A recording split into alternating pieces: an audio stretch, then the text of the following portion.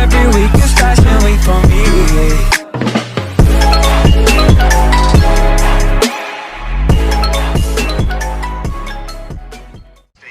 Suddenly there's a bunch of other cryptocurrencies that are coming into the front, and then we're seeing the forks. So I got out into that because I didn't understand the forks and how this was going to play out. How were you guys thinking about that at the time? Because that was a whole different world we all had to deal with then.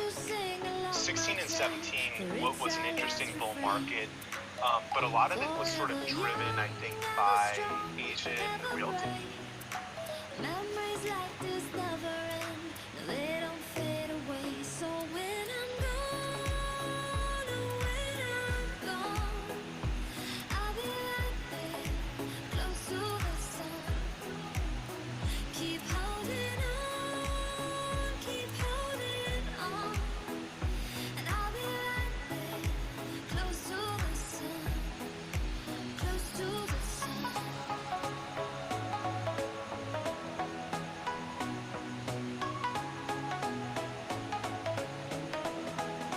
Close to the sun.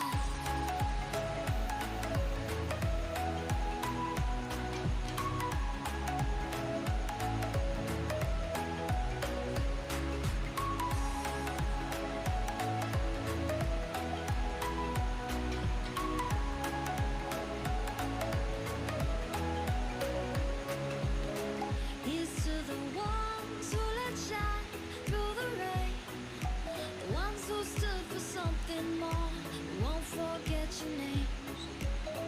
The tide is high, say goodbye, we set it sail, and all those midnight secrets told, we take them to the grave. So when I'm gone, oh, when I'm gone, I'll be right there, close to the sun. What a value, because they just sort of got ahead of their skis, so to speak.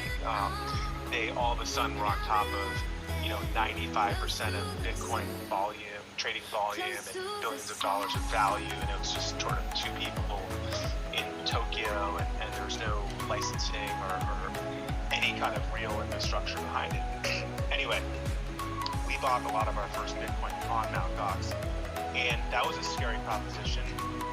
Fast forward to 2017, you could go to places like Gemini, the exchange we built, basically onboard like you would onto a broker-dealer, any kind of brokerage account, or open up an online bank and buy Bitcoin. So it's accessible for a lot more people at that time. So it brought in a lot of new people into the system. So fast forward, obviously the market cooled off, and we're now sort of back at $20,000, or close to $20,000 Bitcoin.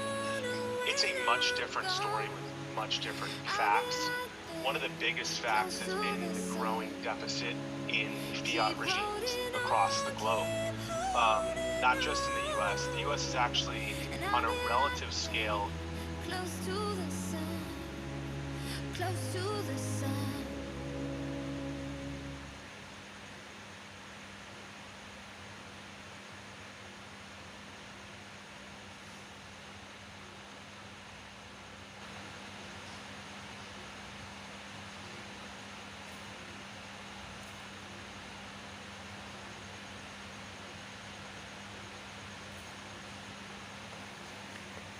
in 2008 and 2009,